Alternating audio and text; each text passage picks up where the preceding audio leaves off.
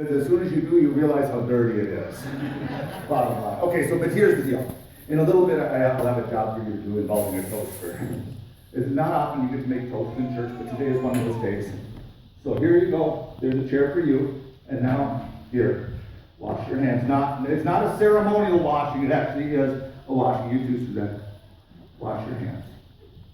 Here we go. And everybody, you can open up your Bibles to page 817, Mark 6. Now, in Mark 6, we have 3 stories leading up. And I just talked about keeping it simple. And what am I going to do? I'm going to read 3 stories. We're going to read 3 stories out of the book of Mark. And I said to myself this week as I was working on it, that's a lot. Normally give me one thing to do, I can do it. And we've already shown that we can't do a complex set of things involved. So what we do is I said, okay, if I'm going to do all 3, I better find a way to explain it out. Because 2 of the stories are pretty awful. 2 of them are very awful. It's like an awful, the one in the middle is pretty cool. So it's like a sandwich using really bad bread.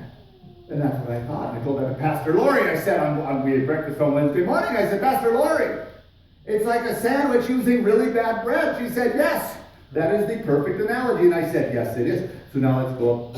You're going to read the first story out of Mark 6. Are you ready? You want to get the microphone for her, please? John, get the microphone for her. Here we go. There's Acts, there's John, Matthew, Mark, Luke, and John. Mark. There we go. There's no hard words. There you go. It's an easy one, okay? There's no hard words in there. Okay, he's rejected. The rejection of Jesus at Nazareth. You just read from there, he left all the way down to unbelief. Go ahead, here we go. You do not have to stand for the first 2 parts of the reading. The third part I'll make you stand. Here we go. He left that place and came to his hometown, and his disciples followed him. On the Sabbath, he began to teach in the synagogue, which means church. And many who hear him were astounded. They said, where did this man get all this? What is this wisdom that has been given to him? What deeds of power are being done by his hands? Is not this the carpenter, the son of Mary, and brother of James, and Joseph, and Judas, and Simon? And are not his sisters here with us? And they took offense of him. Then Jesus said to them, prophets are not without honor, except in their hometown, and among their own kin, and in their own house. And he could do no deed of power there, except that he laid his hands on a few sick people and cured them. And he was amazed at their unbelief. He was amazed at their unbelief. Nice job. Okay, you take that back. You're next. So, with that said, let's open up the picnic basket. Shoes or boots. Caleb got new boots. So here we go. So, if I'm using bread and sandwiches as the metaphor, I said, let's take it to the next level. And so I bought some bread. Here we go. Now, have you ever gone into your kitchen and you say, oh, I want a sandwich real bad, and all that's left are right here. Don't worry, I clean my hands with that stuff. Is the absolute heel of the bread, and this is left. Now raise your hand if you like the heel. Some people like it, other people hate it. But imagine if you go in there and this is all that's left. You're like, that's going to be a horrible sandwich. It's going to be and so that's what we're talking about today. A really bad sandwich. Because here's what I need you to know. What's your favorite kind of sandwich? What I'm asking you. Grilled cheese. That's a good sandwich. It's named after what? The cheese. What's your favorite kind of sandwich? A brisket sandwich. Ooh, which is named after the brisket. There we go. What you got? A turkey. Do you put anything else on the turkey sandwich, or just plain turkey and that's it? You put like tomatoes on there? How about like mustard? Do you remember a couple weeks ago we talked about mustard? Well, the seed's all grown up now and has produced us mustard. Now, not everybody likes mustard, but Jesus said you don't have to like mustard. He just said you need to grow like a mustard. Okay, so there you go. So there's that. So the bottom line is, so now we have one piece of bread, and it's not a very nice piece of bread. It's like this. You hold that up and say, not a nice piece of bread. There we go. And so now we have the third story is coming next. Where's the Bible? And you're reading the story of the death of John the Baptist.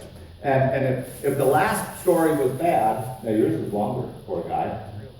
You start reading. Here we go. If the last story was bad, this is the story of John the Baptist. Here we go. Keep going. King Herod heard of it, for Jesus' name had become known. Some were saying John the Baptizer has been raised from the dead, and for this reason these powers are at work in him. But others said it is Elijah, and others said it is a prophet like one of the prophets of old. But when Herod heard of it, he said, John, whom I beheaded, has been raised. For Herod himself had sent men who arrested John, bound him, and put him in prison on account of Herodias.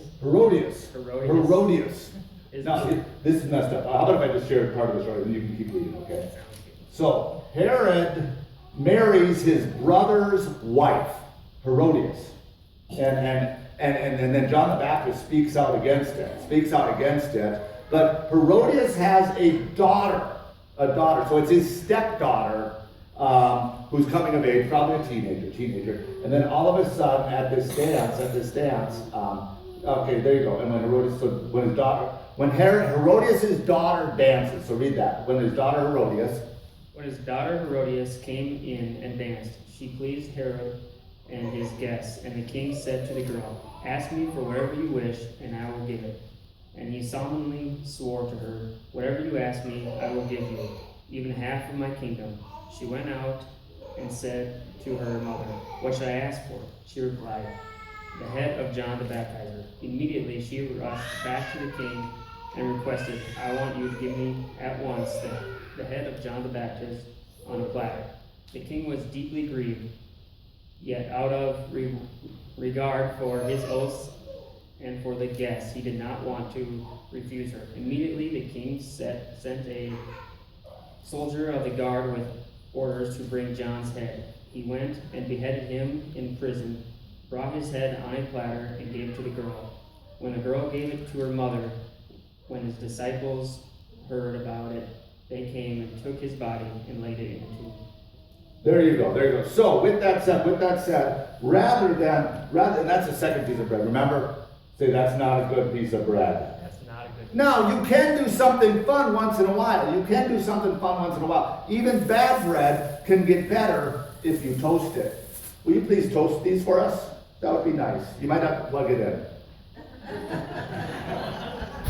Just saying. Could you imagine trying to toast John's piece of bread? It would sit at the bottom, and then it would be a problem. So we're toasting bread now. And as I explain out the situation a little bit more, here's a platter. And on this platter is not going to be John the Baptist's head. On this platter, however, will be some tasty sandwiches before we are done. So, John, you may sit over here. Put that down. Just where we're going to go. And so I brought stuff today. You have little plates. Here's some meats. Here's some lettuce. Here's some apple butter, homemade. Here's some raspberry jam, homemade. And here's some cheese. Ultra thin provolone, 40 calories per slice. Everybody loves provolone. And so with that said, here's a knife. Go ahead, make some sandwiches. Put them on the plates. There you go. You got a job to do. Now, Suzanne's going to make some toast here. And that's a good thing to do. So we have 2 pieces of bread here. Let me talk a little bit about the bread. You may sit down and make sandwiches with them. Oh, good idea. So we have 2 pieces of bread. Let me talk about those 2 pieces of bread. The first one is this idea that Jesus goes to his hometown of Nazareth, and they don't see him. They don't see what he is. They don't see him as a Messiah. They see him as Mary's son, his dad's a carpenter. That's all he'll ever be. And I know this for a fact that operates the same way in our own lives. Not that we're God, but rather that when we go home, we don't necessarily get to be seen as who we truly are or who we've become. But early on in my marriage, I remember my wife getting really upset with me once. We were at my dad's house, and she says, I don't know what it is about you, Daryl, but every time we come here, it's like you turn into a 16-year-old. And I don't like that. I didn't marry that little twerp. And I said, oh, and it's true. I would cast myself. I would automatically just go back into this role that I was at that time. And I had grown and developed and grown up in so many levels, but I was still, I found myself back into that role, and everybody else saw me at that role, even though that wasn't who I was. My friends, as you are Christians, as your faith is getting deeper, as your mustard plant is growing bigger, things change and you change. And don't you find that the world is slow to see the changes within you? Have you noticed that? Well, guess what? That's normal. Because where's that little piece of bread that you have? That horrible one? I was going to show that. Did you eat it? You made more than one time. So, but anyway, the bottom line is, this is that piece of bread to say, if this, there it is. Thank you. Your bread's back there. So, if bottom line is, if this is going on for Jesus, you better believe it's going on for you too. This is normal stuff. Oh my goodness, is it smelling good up here now?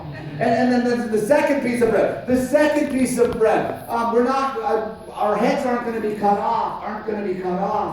But John the Baptist is killed for his belief. And if Jesus had a bad day in Nazareth, John the Baptist had a really horrible day, didn't he? A really horrible day. And so that, my friends, is the two pieces of bread in this sandwich. Do you think the middle has to be pretty good? Because you know what? Sandwiches are not named by bread alone. Oh, that was pretty good. They are named, that was horrible actually. They are named by the middle. They are named by the middle. You know what I mean? The best they can be is a ham and cheese on rye. Oh, make some more sandwiches. I'm going to give away to people. Yeah, keep going. We have plenty of stuff, don't we? We're not going to run out of bread. One more, here we go. So bottom. I lost my place. The middle. It's all about the middle, because that's where the protein is. That's where the meat is. 4 different kinds of meat today.